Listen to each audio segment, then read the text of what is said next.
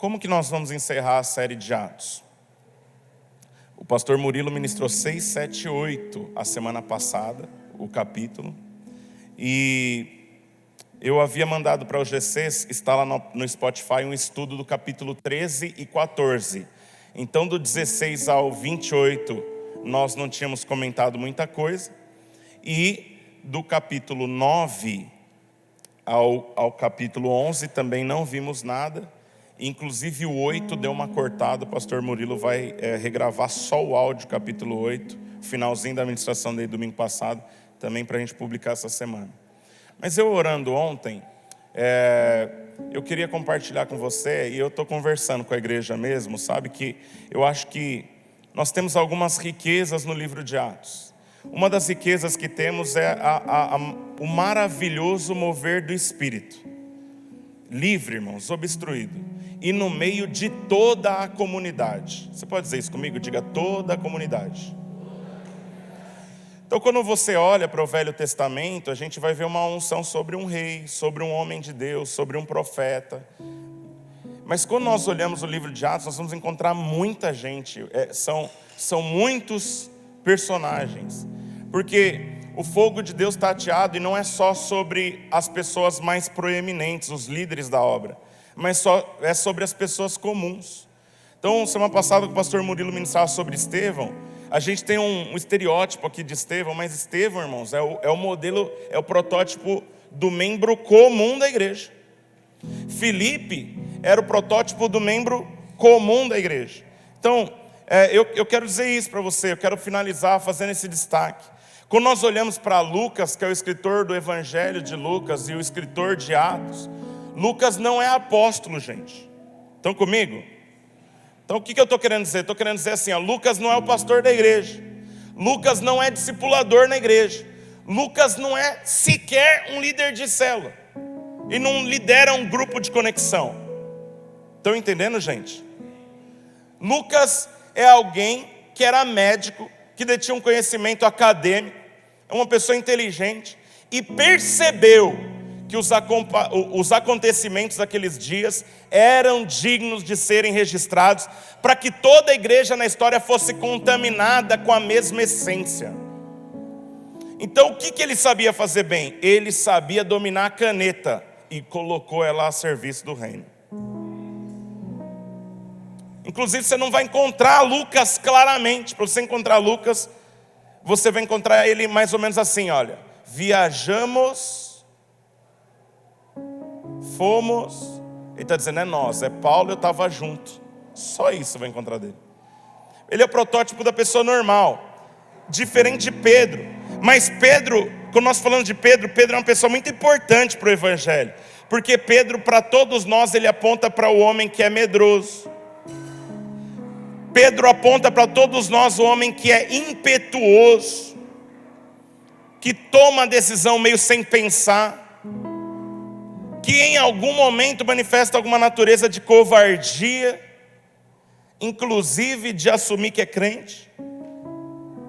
Tem medo de perder o emprego, de ser perseguido, mas ele se tornou um homem eloquente que ganhou 3.000 pessoas num único dia numa pregação ousada. Amém, igreja? Filipe, irmãos, ele é um diácono com grandes experiências. A Bíblia diz que ele para uma carruagem. Presta atenção, gente, porque você precisa ler o que a Bíblia está contando, porque não conhecia a pessoa ali. Pensa que o Uber parou na padaria e está demorando para conectar a internet dele, está procurando o endereço de alguma coisa. E aí, Filipe bateu ali no vidro do Uber, e tinha um cara no banco de trás com uma Bíblia aberta. Para onde você está indo? Estou indo para Interlagos. Puxa, também. Ele não está nos nossos dias. Hoje você teria medo de ser assaltado, né? Eu saí da igreja aqui 3h40 da manhã na quinta-feira para sexta. Eu coloquei uma primeira marcha, falei assim, hoje eu vou terminar minha pós-graduação. Aí fiz as 2 matérias que faltavam, fiz as provas, terminei 4 horas da tarde, falei 4 horas da tarde, vou fazer o TCC hoje. Demorei 11 horas trabalhando. Fiz o TCC, entreguei 3h40. 3h40 da madrugada, vocês estão entendendo? Aí eu chamei o Uber, 3h40. Quem mora em São Mateus sabe, 5 cancelaram. Quando chegou um para me atender, o cara estava drogado e bêbado. Ele foi me levando para Santo André, ele começou a dar uns solavancos no freio, fazer umas perguntas esquisitas. Eu pensei comigo, esse cara, quando eu abrir o portão de casa, ele vai me assaltar. E aí quando nós estávamos pegando ali a Avenida Portugal, já era 4 horas, eu falei assim, amigo, eu mudei de ideia, eu não jantei, para aqui na padaria Portugal que eu vou tomar um café. Ele falou, nossa, que ótima ideia, eu também.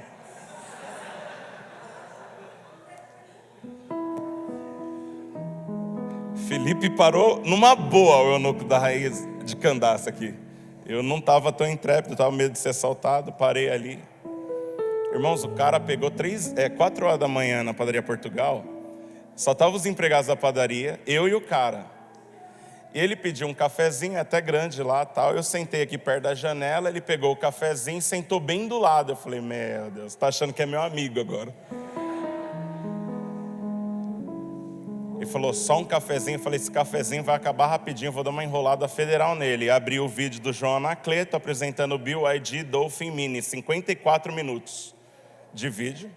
Coloquei ali bem para ele ver que eu ia assistir os 54 minutos de vídeo. Chamei a menina e falei assim, eu quero um lanche assim, assim, assim, assim, assim, assim, assim. Bastante preparo, bastante tempo. E ele ficou ali tomando assim, ó.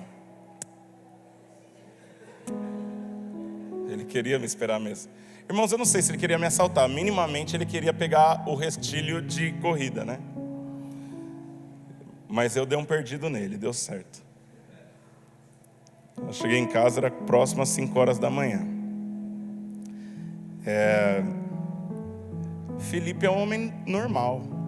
Agora, sabe o que eu acho interessante? É um homem comum que evangelizou aquele eunuco, irmãos, e foi transladado, sumiu da carruagem e foi para outro lugar. Felipe é o protótipo de gente normal tendo experiências profundas, poderosas, inimagináveis, Ariel, com o Senhor. Você pode repetir algo comigo? Diga assim, isso é para mim também. Amém? Mas quando nós olhamos para Ágabo, por exemplo, Ágabo é um homem comum, um cara ousado, que pegava a Bíblia, que abria. Você com certeza já conheceu alguém que vai para a praia, é tipo um Felipe Adriel aqui no nosso meio. É o cara que, entendeu? Ele acha até que você é mole se você não for no ritmo dele. Ele vai te deixar para trás, vai riscar do caderninho de oração, entrega você na mão do Satanás. Porque você não é crente que nem ele, é Ágabo. Entenderam? Se a gente não pode falar sobre o livro de Atos sem citar Cornélio, que não era crente. Ele é uma espécie de um católico não praticante, que quando ele dava esmola, ele orava.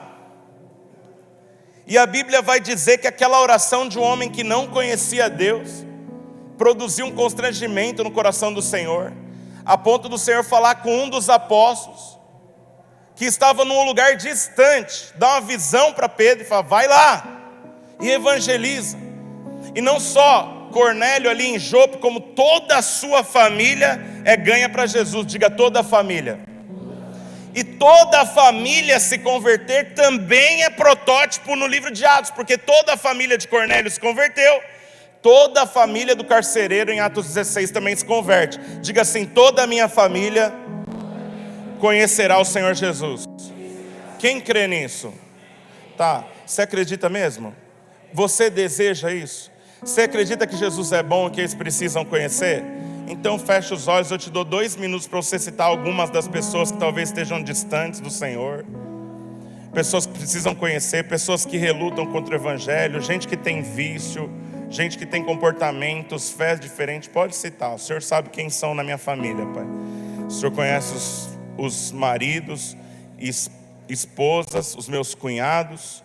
O Senhor conhece os meus primos, o Senhor conhece a minha irmã, o Senhor conhece as pessoas que eu amo muito, o Senhor sabe como eu te amo, como o Senhor faz diferença na minha vida e como eu desejo que o Senhor se apresente a eles também. E aqui, Senhor, em comunhão com a igreja, me lembrando, Senhor, que a oração de Cornélio produziu um mover de salvação familiar.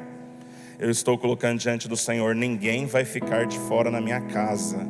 Senhor, a Deus, aquele carcereiro foi evangelizado. No verso 31, Paulo disse a ele, aleluia, crê no Senhor Jesus Cristo, será salvo tu e a tua casa. Toda a família foi salva. Eu quero toda a minha família aos teus pés também. Quantos podem dizer amém? Então há outros nomes de fiéis colaboradores da obra de Deus, né? Nós estamos aqui, Estevão, Filipe, eu estou dizendo Ágabo, Cornélio. Irmãos, nós não podemos deixar de falar hoje, por exemplo, de Priscila e Áquila, que é um casal com quem Paulo fez uma amizade no trampo, no trabalho. E eles se converteram de uma maneira tão radical que eles resolveram se tornar coluna no ministério de Paulo. E por causa deles, nós temos um livro tão poderoso no Novo Testamento como o livro de Romanos. Um casal que, ao que tudo indica, tinha um marido que talvez fosse mais tímido que a esposa. Tem isso aqui na igreja também. Mas é uma esposa que conseguiu alinhar aqui o casamento, não que saia atrapalhando o marido, mas coloca o marido num ritmo para os dois colaborarem com a obra de Deus. Meu Deus do céu, que seríamos nós sem Priscila e Áquila? Aqui são cristãos comuns, que a gente não sabe onde mora, quem eram os pais, qual é muito a história, mas que foram evangelizados no trampo. Eu estou falando bem assim, para a gente entender. Meu Deus, se a gente entender o poder de Deus de evangelizar no trabalho, quem sabe alguma pessoa que vai ser evangelizar no trabalho vai levar a Dínamos para uma capital do Brasil onde já não está ainda.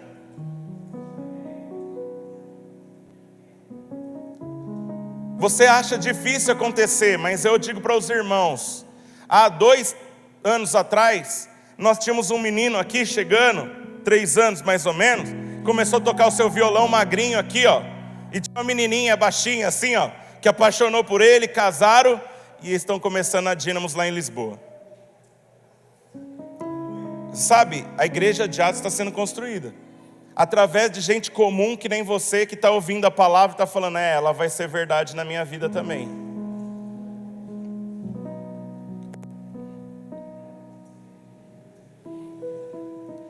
Que tal você colocar mais propósito nesse curso de inglês aí? Que tal você tornar suas visitas à academia visitas missionárias?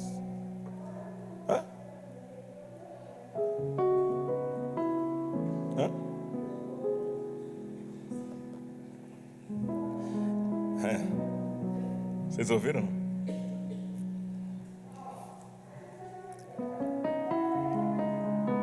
Talvez você tornar uma visita à academia missionária, você vai começar aí, né? O que o Murilo falou aqui, ó. Glória a Deus. Mas eu gostaria de destacar aqui de maneira bem simples a pessoa de Barnabé hoje, tá? E Barnabé é um personagem icônico para o livro de Atos. Diga assim, Barnabé. Quem é Barnabé? Irmãos, eu vou falar algumas características de Barnabé e vou nos desafiar nessa manhã a praticar o que estou chamando de fator Barnabé. Amém? Deus quer nos visitar do alto hoje, quer tocar os nossos corações e liberar sobre nós a mesma unção que estava sobre Barnabé. O que a Bíblia diz sobre Barnabé? Nós passamos por ele correndo, mas eu vou voltar e vou tocar em capítulos mais adiante, não para contar a história inteira do capítulo, mas para focar no personagem Barnabé. Uma das minhas ministrações anteriores eu falei sobre Ananias e Safira, que foi um casal que fez uma oferta, porque eles perceberam que na igreja estavam sendo realizadas ofertas, e eles quiseram se juntar a este grupo que estava realizando grandes ofertas para possibilitar que o evangelho fosse pregado, que as igrejas fossem estabelecidas, que os mais pobres fossem atendidos, que a ação social fosse realizada. E quem começa esse movimento na igreja primitiva é um homem chamado José, que era natural da ilha de Chipre. A ilha de Chipre é a 4ª maior ilha no Mediterrâneo, e é uma ilha rica. É uma ilha rica porque dentro dessa ilha há riquezas minerais que são exploradas. Então, desde aquele tempo, os moradores de Chipre eram moradores, pessoas de poder socioaquisitivo mais ricas, pessoas mais prósperas. E havia naquela cidade uma família judaica de origem levítica que servia no templo. A gente fala que levita é o cara que canta, mas não é, nem é o cara que tira o pé do chão. Levita é o cara que servia no tabernáculo. A família desse José servia no tabernáculo, e ela foi alcançada pelo evangelho. E esse homem, ele tinha posse, e ele, fascinado pelo Senhor, ele resolve vender uma das suas propriedades e doar tudo na igreja para possibilitar alguma necessidade que a igreja estava tendo. Ele foi o primeiro. A Bíblia não fala só que ele era generoso, está aqui em 4:36 de Atos. José, a quem os apóstolos deram o sobrenome de Barnabé, não é sobrenome, na verdade é um apelido. Natural de Chipre, levita, tinha um campo, vendendo, trouxe o preço e depositou aos pés dos apóstolos. Esse apelido que foi dado a ele, Barnabé, como Bartimeu, que é filho de Timeu. Barnabé, Bar de filho, e Nabé, que na origem é Paráclitos. Paráclitos é o apelido que o Senhor Jesus deu para o Espírito Santo. Ele diz: eu não vos deixarei órfão, eu enviarei outro Consolador. E os apóstolos, olhando para o tipo de característica de José na igreja, eles olhavam a maneira como ele era caridoso, como ele era amável, como ele era generoso, como ele ajudava as pessoas, como ele envolvia as pessoas, como ele se aproximava. E eu vou falar basicamente nessa manhã a maneira como ele se aproximava de gente que estava um pouco desconectada da igreja. Os apóstolos, olhando para eles, resolveram apelidar ele de Barnabé, o filho da consolação, filho do Consolador, alguém que manifesta a natureza do próprio Espírito Santo.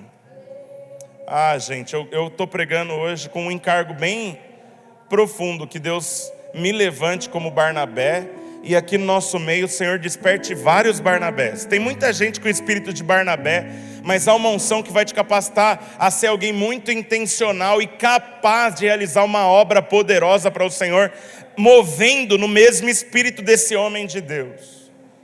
Barnabé, esse homem, ele nasce então aqui no que diz respeito ao texto bíblico, em Atos 4:36.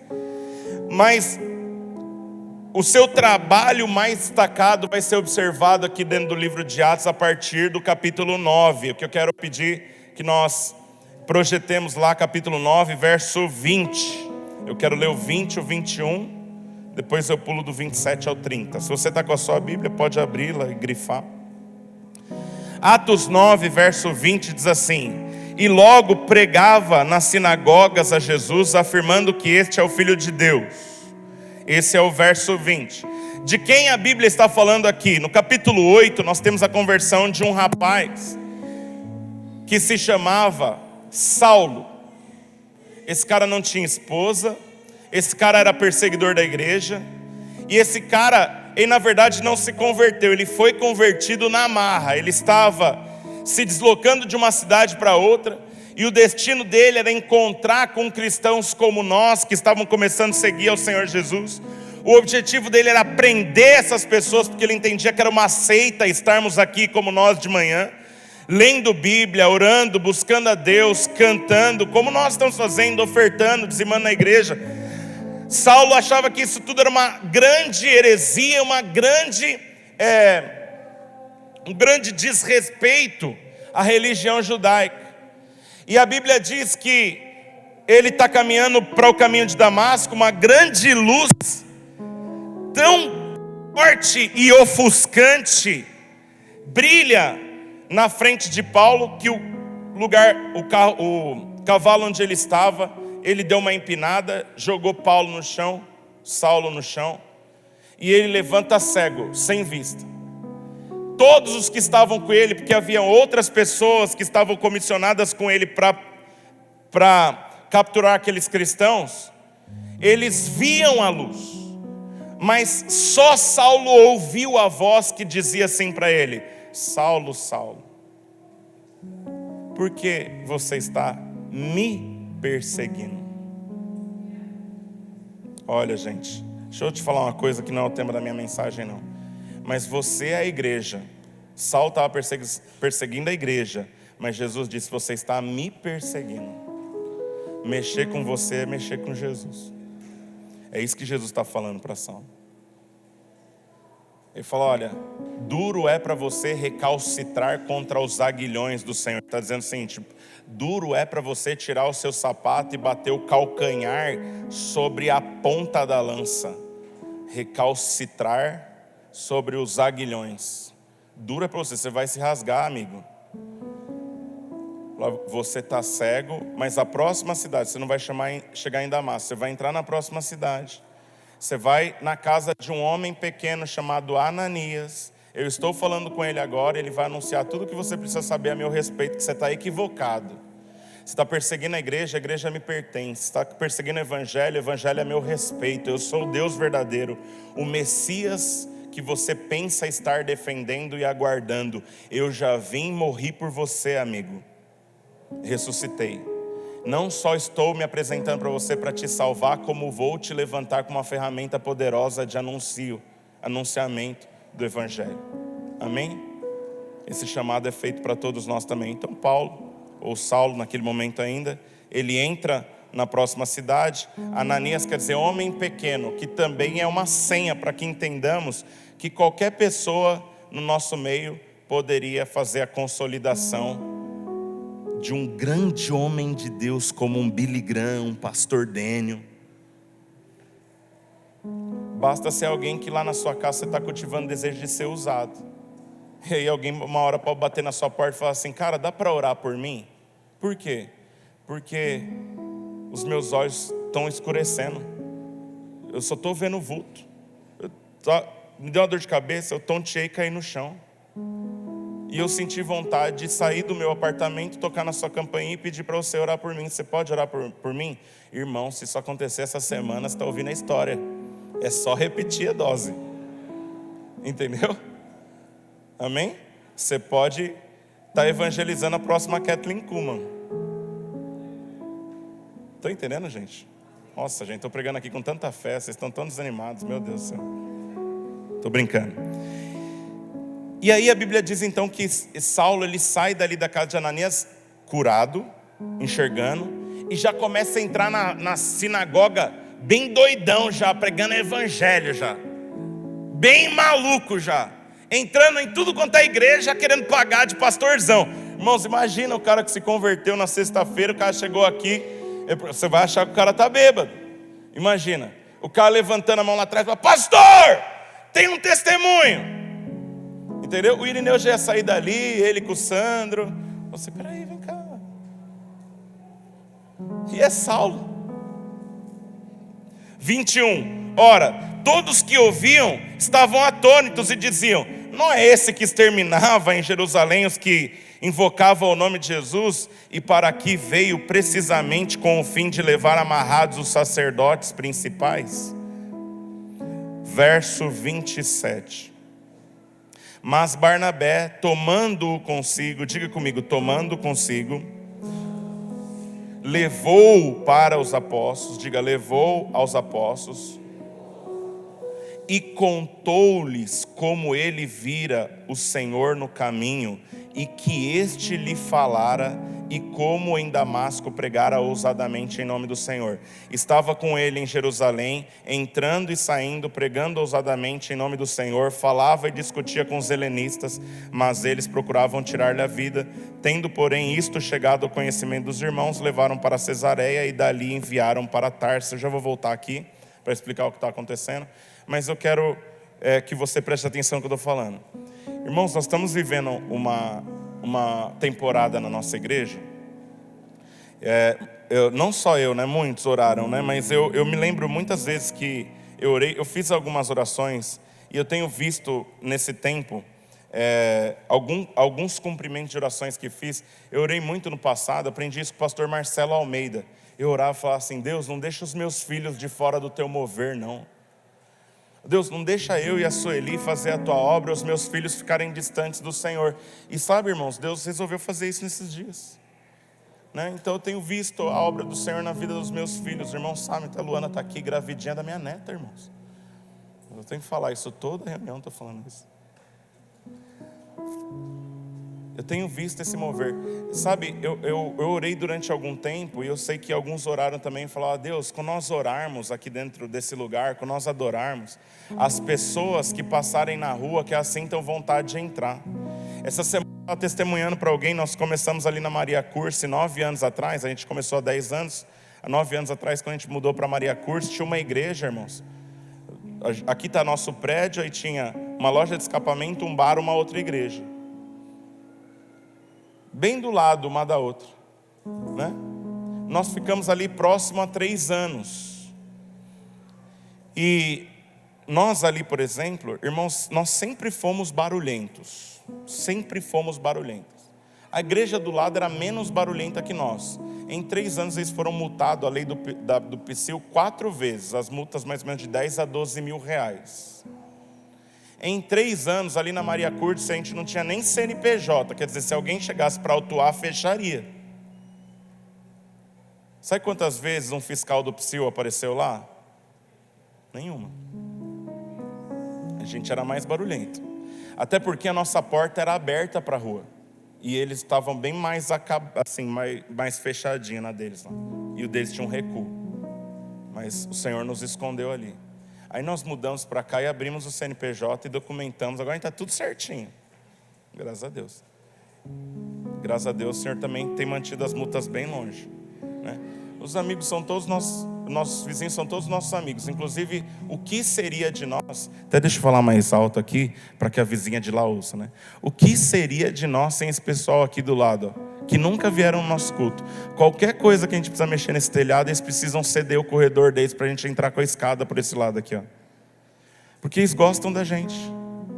Todos eles gostam da gente. E hoje, irmãos, a gente tem orado e tem visto as pessoas entraram aqui. Não precisa ir muito longe, não. Esse casal está aqui, ó. Você já está falando aqui. Esse casal está aqui, ó. Quantas semanas fazem que você está vindo? Passou na porta. Nós temos alguns irmãos. Ontem tinha aqui no culto à noite um cidadão por nome Douglas. Ele falou: amanhã eu volto. Douglas está aí, não? Amanhã eu volto. Mocinho, ele nem está acostumado com o nosso jeitão despojado. Para ir à igreja, para ele é de socialzão. Ele veio e ficou sozinho. Aí ele saiu ali, eu estava com o Fernando lá fora, né, Fernando? Ele veio, eu falei: ô Douglas. Aí ele veio aqui, dei um abraço nele, falei: meu, gostou do culto? Ele falou: essa pastora aí é bem incendiada, meu.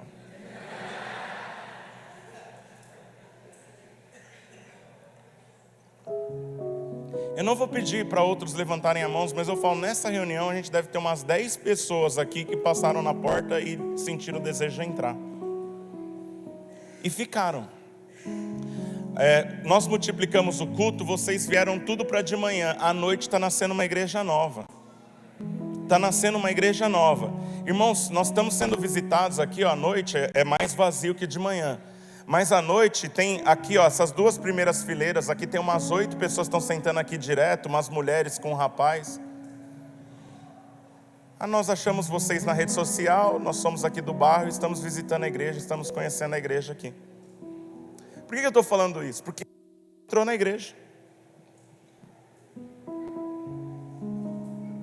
Ele entrou na igreja. Eu vou dizer para você, sabe o que acontece com alguém que está entrando aqui pela primeira vez? Graças a Deus, ali o irmão não. Eu abracei ele, a mãe dele, irmãos, um cara desse tamanho aí, desculpa te expor aqui, mas desse tamanho, a mãe dele vinha para cuidar. Deixa eu ver se o meu filho está gostando da igreja mesmo. 36 anos. Ele está à vontade, estou até expondo ele e fazendo ele passar vergonha aqui. Mas presta atenção, Saulo entrou na igreja. Sabe o que acontece com uma pessoa dessa que entra na igreja? Eu te falo, nossa igreja deve ter uns 40 para 50 pessoas nessa condição que estão chegando. Ontem a Bianca estava adorando, a sua irmã estava ali atrás, seu pai chegou. Aí ele estacionou para buscar a sua irmã. Mas ele entrou e falou assim: deixa eu ver a minha filha adorando. Eu falei: fica aqui um pouco. Aí acho que a esposa dele estava lá. Ele deixou ela lá. Me parece que ela estava com pressa, mas a Bianca toda doidona aqui, sentada no chão, já com os cabelos tudo despenteado e adorando o Senhor, né, passando do horário da ministração do louvor. Tô brincando, né, dando lugar, né? E o pai dela ali, ó, Deus pegando o coração do pai dela, como tem feito com Wesley, o irmão dela, como tem feito com a esposa do irmão dela, como tem feito, por exemplo, agora com a irmã dela. Ontem eu observava a Laísa Rafaela orando aqui, irmãos, falei, meu Deus do céu, enquanto ela orava, meus irmãos, mas caiu um raio ali na minha cabeça. Eu comecei a chorar de soluçar. Aí depois dela, é lógico, né? Eu não posso deixar de destacar que antes dela veio o Daniel, né? Então, mas daqui a pouco a Rafa tá aí? Não, vai estar à noite, né? A Rafa pegou aqui, a Rafa é a que estava mais chique de todas elas ontem. O vestido que ela estava dava a impressão que ela tinha uns 8 anos a mais. Mas a Rafa, quantos anos a Rafa tem? 12 anos. Parecia uma menina de 20 ontem, porque ela estava toda... Irmãos, ela pegou o microfone e começou a orar uma oração suave. E parece que eu estava percebendo o Senhor recebendo a oração dela. E eu falei, meu Deus do céu, me perdoe por estar documentando todo mundo orando, que eu estou fascinado pelo que está acontecendo aqui. Eu estou fascinado pelo que está acontecendo aqui. A Rafa, de 12 anos, batizou os pais dela junto com ela ano passado. Ela trouxe os pais dela para a igreja. Ela trouxe o Bernardo, esse menino serelepe aqui, que é uma bênção. Entendeu? Eu postei ela, daqui a pouco chega o Fernando e falou, o senhor sabe que o senhor me fez chorar hoje, né? Eu falei, sei, fiz de propósito. Mas eu chorei também. Sabe por quê? Porque Deus está fazendo isso. Sabe o que eu estou querendo dizer para os irmãos? Será que a igreja está preparada para lidar com quem está entrando? Porque quando o Saulo chegou na igreja, ele era um cara esquisito, ele chegou para perturbar o culto. A gente não está acostumado a ler a Bíblia, irmãos. Eu insisto nisso, porque quando eu leio a Bíblia, eu sempre estou achando coisas. As pessoas me ouvem e falam assim, pastor, como é que o senhor lê a Bíblia? Eu leio a Bíblia querendo entender o que a Bíblia está contando. Sabe o que a Bíblia está contando? A Bíblia está contando que Paulo era um baderneiro, que ele era bagunceiro, que ele servia a Deus no início do ministério de uma maneira esquisita. Ele falava e discutia com os gregos, discutia com o grego. Se isso não fosse algo estranho, o mesmo Paulo lá na frente vai escrever na carta de Timóteo, capítulo 2, verso 23. Digo mais uma vez a vocês, não se envolvam em discussões.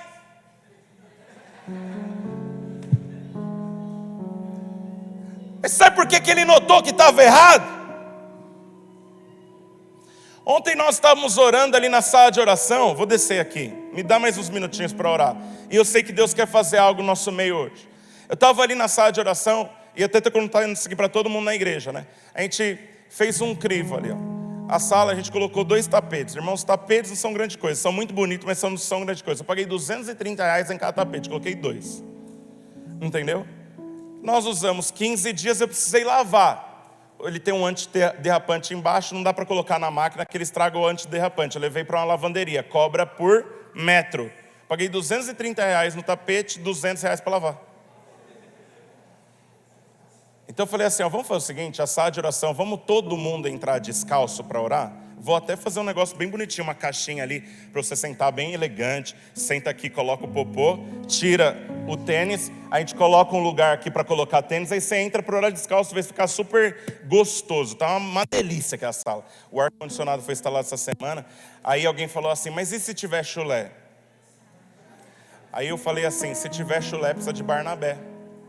Sabe por quê, irmãos? Barnabé é a pessoa que pega esse esquisito que chegou, é o cara que está deslocado, é o cara que não tem amigo na igreja ainda, é o cara que não sabe orar na igreja ainda, é o cara que não está sabendo como ele se comportar dentro da igreja. Mas a Bíblia vai dizer que ele pegou Saulo consigo e levou para a mesa dos apóstolos. Entrava e saía com eles de todos os lugares de Jerusalém. Sabe quem era Barnabé? Barnabé é esse cara com encargo na igreja que fala assim, eu nunca te vi aqui, como que é teu nome? Ah, ok, você já veio algumas vezes? Estou vindo aqui 3 meses. Pô, 3 meses você já foi num GC? Ah, então, o que você faz da vida? Ah, eu trabalho com isso aqui. Pô, que legal. Estamos entregando jejum, vamos almoçar junto hoje? Está entendendo o que eu estou dizendo? É essa pessoa com o encargo de envolver a galera, de orar pela galera, de acompanhar o novo convertido. Entendeu? Irmãos, a gente só tem encargo por gente que é bonitinha, que tem cara de riquinho. É ou não? Você sabe? Às vezes a gente olha alguém que tem né? Falei, olha, se ninguém chegar para falar pro camarada que ele tem chulé, alguém me disse assim, eu não tenho coragem de fazer isso. Eu falei, não tem coragem porque não ama. Porque não está falando para desdenhar o cara, nem para tirar onda com o cara, mas vai chamar de ladinho e falar assim, meu filho, você é tão bonito, tão inteligente. Não sei se você percebe, entendeu? Que tem o seu pé. Como é que você faz a asepsia do seu pé? Sabe por quê, irmãos? Porque é alguém que está amando a pessoa e com desejo de fazê-la desenvolver. Essa semana eu estava falando algo para alguém, estava falando dentro da sala ali, a gente estava conversando com um grupo, eu falei assim, olha, Wellington, você é uma das glórias do meu ministério. Wellington. Porque ele chegou nessa igreja aqui com o Vando, ele estava, irmãos, o Wellington andava num Corsa que os vidros não fechavam, entendeu? Todo quebrado, porque ele tentou se matar dentro desse Corsa, jogou o Corsa contra um muro, estava divorciado, fazia meses que ele não via os filhos, a gente começou a investir nele. Esse é o testemunho dele. Está de pé, está empreendendo, Deus tem ajudado ele a romper, o casamento voltou, os filhos estão em casa. Não estou falando que é só o Wellington. Irmãos, nós temos aqui uma dezena, mas olha, glória a Deus por nós quando entendemos o comportamento de Barnabé. Eu digo para os irmãos que hoje aqui, hoje, entre aqui de manhã à noite, nós temos umas 40 pessoas chegando. O Daniel está me olhando e dando risada de alguma coisa ali, eu não sei o que é. Mas esses dias ele chegou com a Bíblia dele assim do meu lado, eu disse, você está dando risada? Vou falar.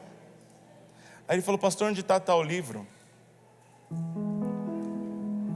Eu falei, puxa vida, você sabe, é um irmão que está querendo ler Bíblia. E você percebe, olha a fome. Percebe como você está dentro do lado e fala assim, cara, vamos fazer isso junto durante uma temporada? Aí eu sentei ali com ele e falei, cara, eu aprendi uma musiquinha quando eu era pequeno, que é assim, ó, Gênesis, Êxodo, Levítico, Números. Deus, você dá risada, mas se você decorar a musiquinha, você não vai ter mais dificuldade de abrir a Bíblia. As crianças dão um espanco em vocês. Por isso você quer trazer ela no celular, porque você não sabe onde estão os livros.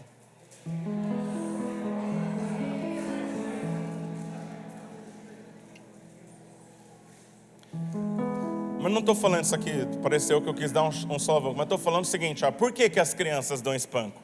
Porque tem gente interessada em ensinar a gente. Vocês estão entendendo o que eu estou falando? Pode parecer uma mensagem sem sal e sem açúcar do pastor, mas sabe o que eu estou ensinando a gente? A gente tem que ser uma igreja acolhedora. Se nós formos uma igreja acolhedora, a Bíblia diz que essa igreja de Atos, que não é uma igreja, Atos não é uma cidade, não é a igreja de Éfeso, a igreja de Esmirna, a igreja de Atos, não é uma cidade que tem uma igreja. Não, a igreja de Atos é várias igrejas que tinham um coração. Qual é o coração? É esse coração de Barnabé. Irmãos, Barnabé no livro de Atos é um dos pastores mais destacados em amor. Tanto é que quando surgiu a igreja mais relevante no primeiro século, que é a igreja chamada igreja de Antioquia, quando os irmãos começaram a se firmar, eles entenderam que precisariam de um pastor, capítulo 11. Quem os apóstolos entenderiam que deveriam chamar para ser o pastor da igreja de Antioquia? Barnabé. Eu não sei se você entendeu o final do texto, mas Saulo, todo bagunceiro como era, os irmãos, se você não percebeu, eu vou ler de novo aqui, Tendo, porém, chegado isso ao conhecimento dos irmãos, chegado que Paulo era confuso, que ele era bagunceiro, irmãos, eu vou encerrar já, mas presta atenção nisso. Levaram o conhecimento dos irmãos. O que os irmãos fizeram? Levaram Saulo para Cesareia, levantaram uma oferta para Saulo em Cesareia. Presta atenção o motivo da oferta. Você é de onde mesmo? É de Tarso. Ah, ok. Irmãos, nós vamos levantar uma oferta hoje para mandar Paulo para onde? Você nunca leu isso aqui na Bíblia, não? O verso seguinte, põe lá, por favor, já que senão o povo acha que eu estou mentindo. Põe lá o verso 30 e o 31 aqui, ó. Tendo, porém, isto chegado ao conhecimento dos irmãos, levaram até Cesareia e dali enviaram para Tarso. Verso 31.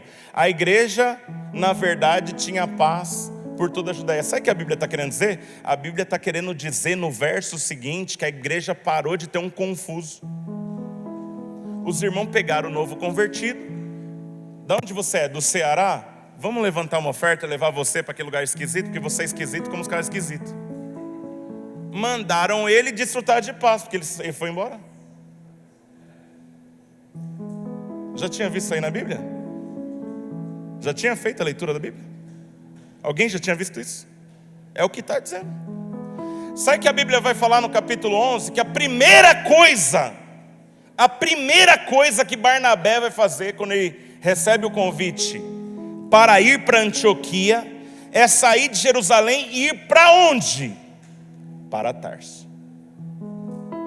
Aí ele vai pegar o esquisito que pagaram uma passagem para ele voltar para o lugar dele, para ele incomodar de onde ele é. Ele falou: amigo, tem uma missão para nós. Nós vamos edificar uma igreja junto, lá em Antioquia. Eu te amo. Deus está nos chamando para amar gente diferente. Bora? Vamos. Quer ver isso? Vamos lá. Abre lá, por favor, em Atos 11 e verso 24. Porque era homem bom, cheio do Espírito Santo e de fé. Essa palavra é sobre Barnabé. Muita gente se uniu ao Senhor, e partiu Barnabé para Tarso à procura de Saulo. Tendo encontrado, levou para Antioquia, e por 1 ano se reuniram naquela igreja e ensinaram numerosa multidão. Em Antioquia foram os discípulos pela primeira vez chamados pequenos crentes, pequenos cristos, cristãos. Você acha que é tudo por acaso? É por acaso que José é chamado filho do Consolador e a igreja que ele edifica é chamada de pequeno Cristo? Notaram? Precisa falar mais alguma coisa? É que a gente já está no horário aqui para encerrar. Mas eu queria dizer para os irmãos, eu sou apaixonado por esse cara. Lá no podcast que eu gravei, e eu só quero ler isso aqui para a gente encerrar, capítulo 13, verso 1 a 3. Capítulo 13, verso 1 a 3. Está gravado no podcast, está lá no Spotify. Eu acho que muitos GCs já levaram. Mas olha que barato isso aqui, ó. Estou falando de alguém com encargo para abraçar pessoas, envolver pessoas, conectar-se às pessoas, ajudar as pessoas a se conectarem com a igreja. Levar para casa, tomar uma refeição, ensinar, amar, desenvolver, se dar pelo novo convertido. Vocês estão vendo isso aqui? Olha que interessante. Olha a característica dessa igreja em Antioquia, 13:1. Havia na igreja de Antioquia profetas e mestres. O que havia naquela igreja? Profetas e mestres. Quem era da igreja? Barnabé. Quem é Barnabé? É o José, filho da consolação. Ninguém nem cita mais José. Ele é tão filho do Consolador que é melhor só chamá-lo de Espírito Santo Júnior mesmo. Simeão, por nome... O que está escrito aqui? Níger. Algumas versões dos irmãos está escrito negro, tá? E eu preciso contar para você que esse Simeão pode ser chamado de Simão também. Esse cara que carregou a cruz de Jesus, ó. Jesus na Via Dolorosa. Para onde ele foi? Para essa igreja aqui, ó. Ó quem mais estava lá. Lúcio de Cirene. Esse Simão era negro. O Lúcio de Cirene. Cirene é uma cidade da África. Então os dois são africanos. Só que esse é um africano preto e esse é um africano branco. Manaém, Colasso de Herodes. Sabe quem é esse cara aqui? Colasso quer dizer irmão de mama. Então quem que é esse Manaém? Esse Manaém foi educado dentro da mesma casa de Herodes Antipas. Sabe quem é Herodes Antipas? O cara que pediu a cabeça de João Batista. Irmãos, a salvação chegou na casa de Herodes Antipas. Não é de arrepiar, não. Eu sei que a gente está falando mal do Lula, mas será que a gente não quer petista ganho para Jesus, não?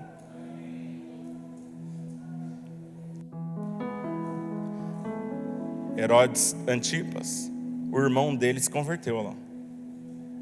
E o tetrarca, né? O tetrarca é o Herodes Antipas. E Saulo. Aqui chama de Saulo ainda. Por que ele está ali na última posição da lista? Porque ele é o aprendiz ainda. Ele é o grande apóstolo Paulo. Ele é o cara que está andando na equipe do pastor Barnabé. Não é legal, não? É muito bom, gente. Passa o 2 aqui, ó. Servindo eles ao Senhor e jejuando, disse o Espírito Santo: separai-me agora Barnabé e... Por que o Espírito Santo disse isso? Porque eles têm uma profunda conexão, ó. Para a obra que os tenho chamado. Verso 3. Então, jejuando e orando, impondo as mãos sobre eles, os despediram. E eles saem para a primeira viagem missionária. Irmãos, todas as igrejas que nós conhecemos do Novo Testamento, a partir das quais o Evangelho foi pregado, motivo pelo qual o Evangelho chegou no Brasil, motivo pelo qual o Evangelho chegou em São Mateus, motivo pelo qual a Dinamo está aqui, motivo pelo qual nós estamos aqui nessa manhã, começaram aqui, ó. Nesse esforço missionário que a igreja não tinha feito ainda, porque Pedro foi levado para Jope para anunciar para Cornélio. Depois dele, quantos outros gentios foram ganhos para Pedro? Ele voltou para Jerusalém, continuou fazendo a obra para judeu, não foi ganhando mais ninguém. Aí nós vamos ver outros gentios sendo evangelizados. Eles voltavam para Jerusalém e ficavam lá, e não estavam saindo mais. Agora Deus levantou um cara com coração para fazer algo diferente, acolher gente diferente, abraçar o desafio de ir, e o evangelho começou a fazer diferença. Eu não sei se isso te toca, mas isso me toca profundamente. Eu te zoei agora há pouco, Daniel, mas eu vou falar hoje, quando você entrou, que eu te vi, que você veio me cumprimentar ali, rapaz, eu quase chorei, porque hoje eu estou um pouco mais sensível por causa do jejum, né? Estou assim, mais espiritual. Quase chorei. Eu fico pensando, meu Deus, o que seria de mim se não fosse o Evandro? Sabe quem é o Evandro? O Evandro é um cara que se converteu no meu ensino médio e que foi colocado, ele era mais velho, era um repetente, né? E o pai era empresário, ele abandonou os estudos, voltou uns anos depois.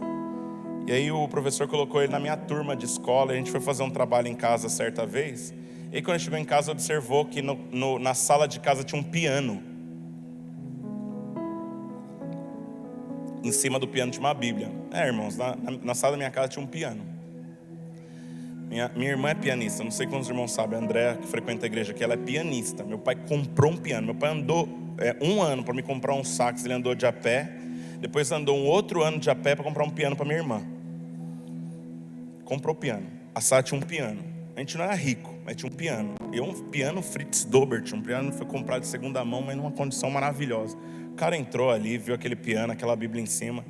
Aí ele fingiu de bobo, né? Ele estava se convertendo e eu era agente secreto na escola.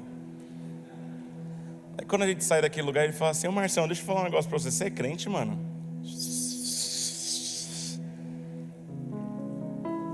Você é zureta demais. Ele falava que eu era zureta. Que maluco, mano. Você não é apaixonado por Cristo, não? Ele estava no primeiro amor, né? Ele começou a evangelizar um crente que tinha um chamado. Eu tinha 17 anos.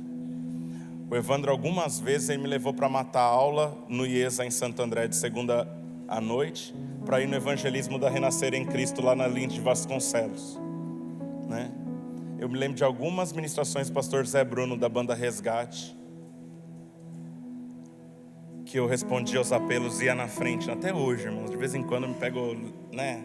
Se prostrar todo dia e provar ser fiel, ser lançado na cova.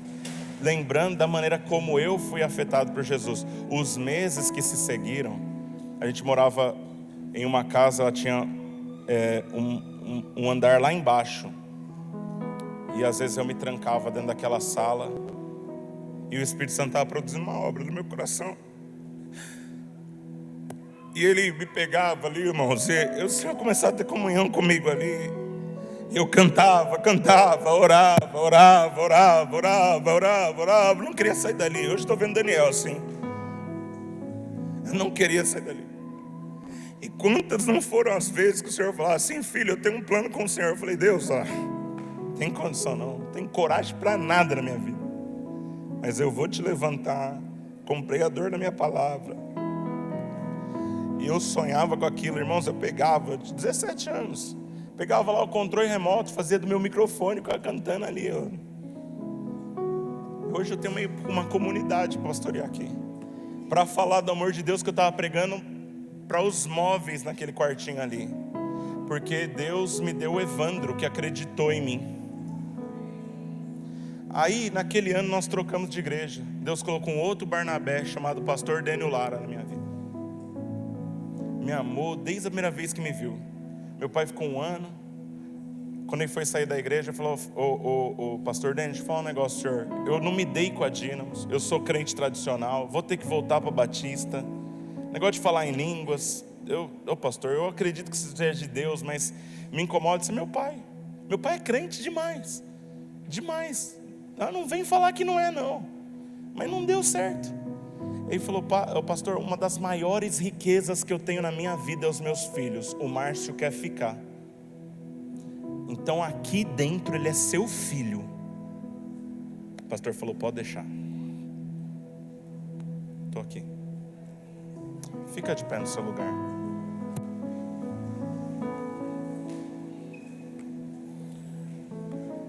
O Daniel não está aqui hoje.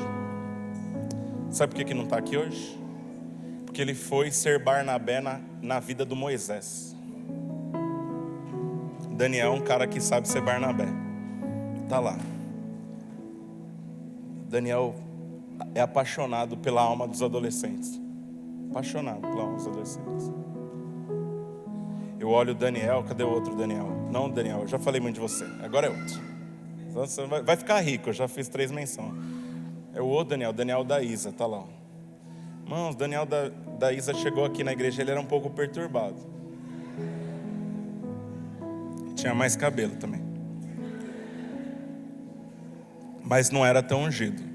Foi se convertendo. Irmãos, quantas e quantas vezes eu já vi o Daniel falar assim: não, mas esses jovens, eles vão experimentar algo diferente. Na minha vida, Daniel, na minha vida dentro de igreja em células, eu nunca vi um cara com o seu coração que ele falou assim: eu sou discipulador, mas isso não me interessa. Eu vou dar um passo atrás e vou liderar a célula, porque eu não preciso do título. Esses jovens precisam de mover de Deus. Irmãos, se nós não tivéssemos o Dani, nós não teríamos o Rafão, nós não teríamos o Ariel, nós não teríamos o Luiz Fernando. Se nós não tivermos a Dani Teles, a gente não teria o Renato, a Helena. Os irmãos estão entendendo? Se a gente não tivesse o pastor Murilo, a gente não teria o Bruno e a família dele. Não teria. Que com todo carinho e enorme respeito, a irmã Tereza passou por uma crise, enxotou o GC de lá várias vezes, mas foi amada, protegida, houve guerra em oração, está curadona, dançando na adoração da igreja.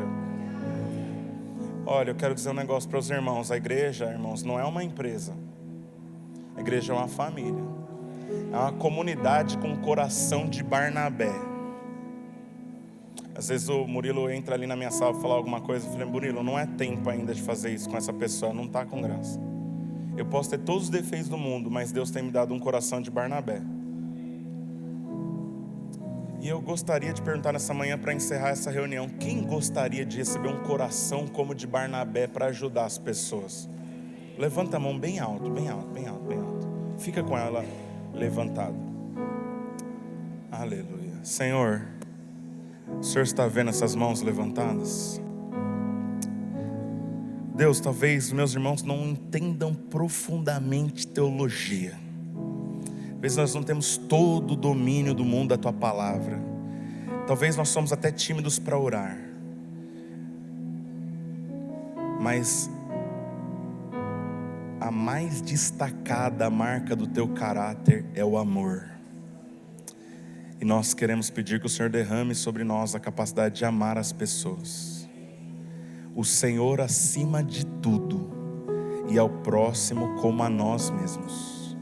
Senhor, de tal maneira que quando as pessoas entrarem no prédio da nossa igreja, dizem: meu Deus do céu, que ambiente maravilhoso de acolhimento, ambiente de graça. Senhor, quando nós orarmos uns pelos outros e colocarmos as mãos, nós temos encargo genuíno. Deus, essa pessoa vai experimentar cura. Deus, essas portas vão se abrir. Senhor, o meu jejum essa semana é para que um milagre aconteça. Senhor, esse casamento não vai se desfazer. Deus, nós não vamos perder essa criança para as drogas. Deus, nós não vamos permitir, Senhor, que essa empresa quebre. Nós não vamos, Senhor, permitir que o diabo continue trabalhando no meio dessas situações.